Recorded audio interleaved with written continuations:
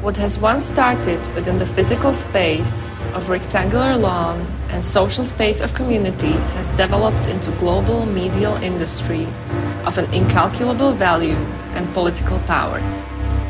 Game that is being played for pure joy of millions is also powering complex mechanisms for reaching goals far away from realm of the game. Progress in football is natural outcome of global socio-economic structures and continuity of colonial soft power.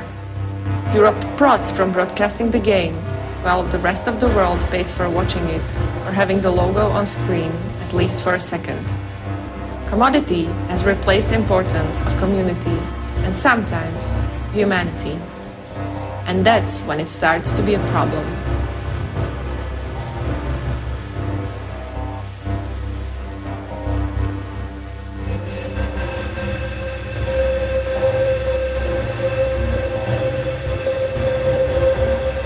Roots of football are intertwined with an evergreen surface of the island of Great Britain.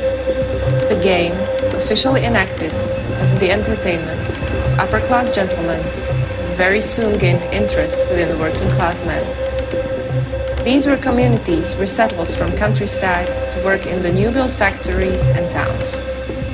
Cultural shock, 6 days working week, low wages, an extremely unhealthy environment. That anthropological constant, the need for shared communal experience, has brought these people together in relict empty spaces in between houses and factories to chase the ball once a week. Working class teams joined the FA Cup, the world's oldest football competition. The subspace of the game, rules of which were offering equality out of the grey reality, was the only platform to face and challenge the upper classes. Increasing mobility in industrial country caused that there were hundreds of working class teams emerging and turning noble founders of football into the unimportant minority. This led to the first conflict in football history. Working class teams needed to train, and for existential reasons, they had to be paid for time out of the factories. But professionalism was officially illegal, since in high society there was enough of time, resources, and no need to be paid for leisure game. Under the pressure of growing crowds, professional football was legalized as soon as the end of the 19th century. And it was a victorious moment of the working class as it took over the game for decades.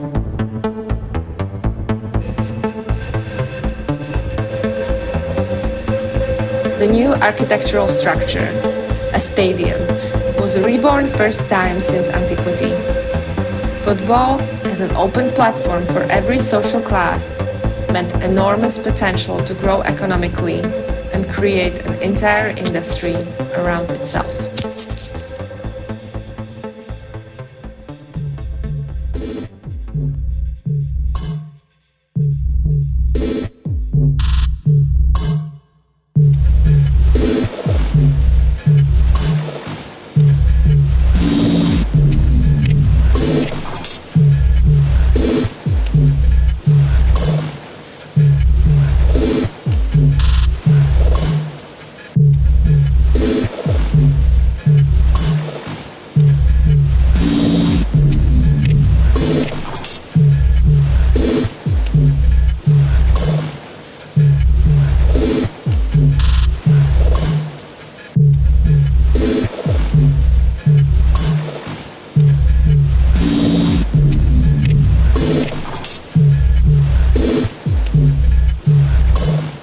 It is not just the ball and bodies of players that are, thanks to the technological advancements, moving faster every year.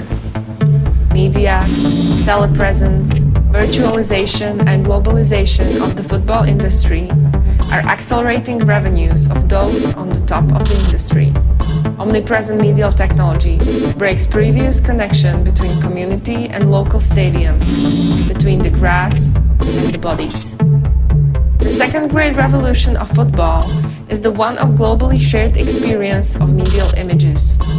Whoever offers the best commodity can sell their game to the planet via monitors and screens.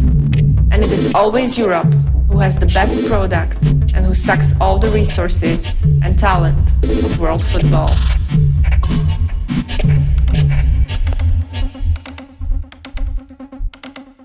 But it is not this simple to put it in a way when football might be called as a latter cultural colonialism. European football industry offers its migrants good money and mostly fair legislation. Hyper-object of world football is growing exponentially, and it has reached values that make it interesting far beyond the realms of the game, sport, and communities. There are new global superpowers emerging and wanting to succeed Europe in all terms. Medial TV spectacle is becoming battlefield of Cold War for geopower. And the governments of the confident, undemocratic countries are happy to self-colonize their land with football stadiums massively in order to gain the medial attention of billions. Biggest operation of this kind is getting ready in Qatar, the wealthiest country in the world and the next host of the FIFA World Cup. It begins with transplantation of pieces of British land to the desert. All the Gulf countries are getting ready for running out of gas and oil that have made them the richest region in the world.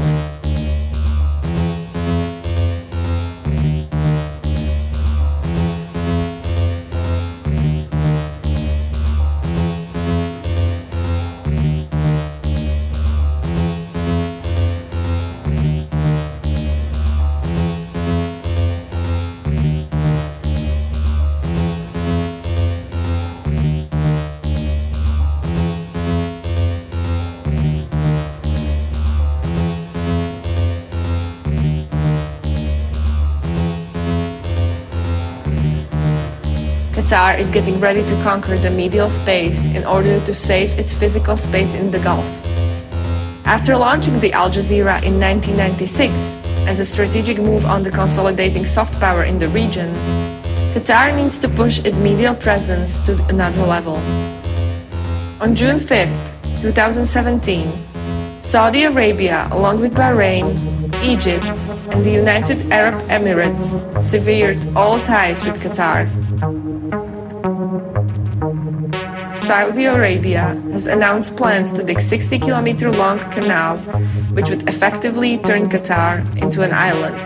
Lawns and stadiums are supposed to save the dunes of Qatar by any cost, including the cost of the human life.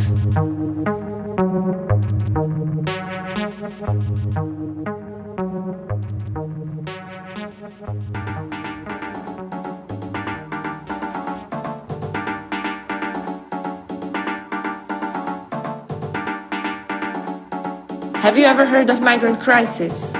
There are many migrant crises on the earth. In Qatar, 90% of the population are migrants already, but no one calls it a crisis. Mechanisms of control, power, and oppression turned unqualified part of this majority into a population of second class.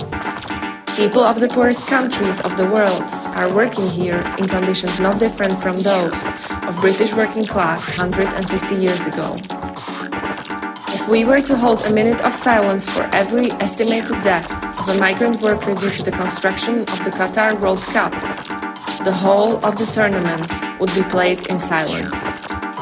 While back in the history, the working class has used the football as a tool to challenge the class society, Qatar still maintains and deepens inequality which Europe hasn't experienced for decades. No one will ever know the exact number of people who died in Qatari stadiums. Life in the Gulf has value only when it is not a migrant's life. Or maybe it is not just the Gulf, since none of the Western football authorities has ever risen the voice against this unprecedented oppression. At the same time, suspicions from briberies are changing into accusations as the investigation on how Qatar won its bid are progressing. The value of money is what matters the most in football industry.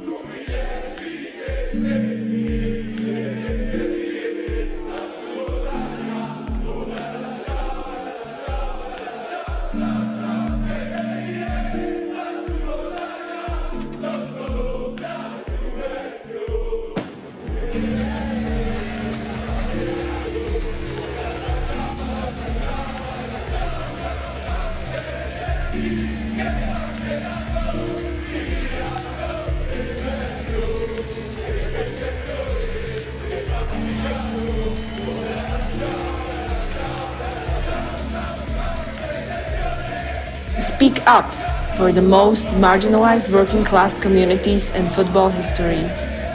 They are in labor camps of Qatari desert and need your flares and throats to burn for their justice and freedom. It is about fighting the dark future behind any acceptable frontiers. Future that has brought to the working class of the 21st century by turbo-capitalism of globalized world and so-called football industry that once used to be a game. Be seen. It is duty of those who are privileged to see football on the stadium.